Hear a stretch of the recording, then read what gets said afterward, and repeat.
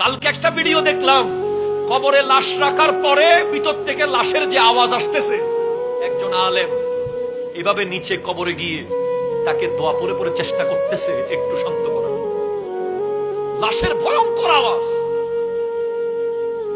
আপনি তো কবরের আওয়াজ শোনার শক্তি আমাদের নাই।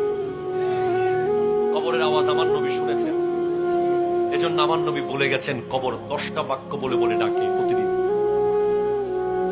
আমার যে যুবক ভাইয়েরা আজকে এনজয় করছেন, আজকে দুনিয়াটাকে জান্নাত মনে করতেছেন, কথায় কথায় প্রতিশোধ নিচ্ছেন, কথায় কথায় গলা ধাক্কা দিচ্ছেন, কথায় কথায় হুমকি দিচ্ছেন, আপনাকে কবর প্রতিদিন ডাক দিয়ে বলছে তাসআ আলা যাহরি ওয়া মাসিরুকা ফি বাতানি।